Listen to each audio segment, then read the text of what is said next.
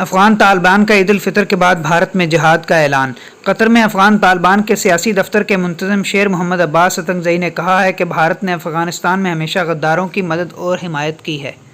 انہوں نے کہا ہے کہ بھارت اگر مثبت کردار ادا کرے تو افغانستان طالبان کو ان سے کوئی مسئلہ درپیش نہیں ہے۔ افغان میڈیا کے مطابق افغانستان کے لیے امریکہ کے نمائندہ خصوصی زلمے خلیل زاد نے اس سلسلے میں بھارتی قیادت سے ملاقات کی تھی۔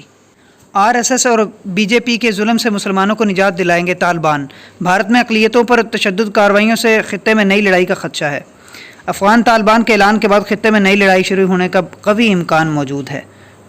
افغان طالبان کی چیف ثالث شیر محمد عباس اتنگزئی کا عالمی میڈیا کو انٹرویو۔ سوشل میڈیا پر یہ تحریر جو ہے لوگوں کے سامنے پیش کی جا رہی ہے۔ اعلان برائے غزوہ ہند۔ انشاءاللہ عید الفطر کے بعد افغان طالبان باقاعدہ ہندوستان پر جہاد کا اعلان آغاز کرے گی، جس میں عسکری حملوں کے ساتھ فدائی حملے بھی کیے جائیں گے۔ ہندوستان کے مسلمانوں کو خوشخبری ہے کہ تیار رہو، ہندوستان پر ایک بار پھر اسلام غالب ہونے والا ہے، اس لیے جہاد کے لیے تیار رہو۔ ذبیح اللہ مجاہد، ترجمان امارت اسلامیہ۔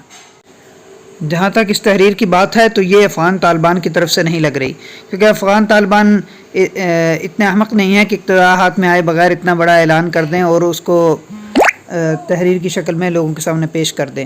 اور دوسری بات یہ ہے کہ جب ان کے پاس اقتدار تھا تب بھی انہوں نے ایسا نہیں کیا، اور وہ اردو میں بیان نشر نہیں کرتے۔ اگر وہ کرتے ہیں تو اپنی زبان میں اس کو نشر کرتے ہیں، اور اگر نشر کریں بھی تو اتنی غلطیوں والی تحریر لکھ کر وہ لوگوں کے سامنے پیش نہیں کریں گے، بلکہ ان کے پاس ماہر زبان دان کئی موجود ہیں۔ اور تیسری بات، ذبیح اللہ مجاہد کو ایک دفعہ تو اسلام آباد بارہ میں شہید کیا جا چکا ہے، افغانستان میں تو پتہ نہیں کئی بار شہید کیا جا چکا ہے۔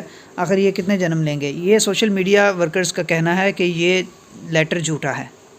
سوشل میڈیا پر خوشی کا سماں ہے، لیکن پہلے والے بیان کی تصدیق کئی میڈیا چینلز نے کی ہے اور اس کو نشر بھی کیا ہے۔ اب یہ وقت ہی بتائے گا کہ کیا سچ ہے کیا جھوٹ ہے۔ بہت شکریہ میری ویڈیو دیکھنے کا، میرے چینل کو سبسکرائب کرنا نہ بھولیے۔ بہت شکریہ، اللہ حافظ۔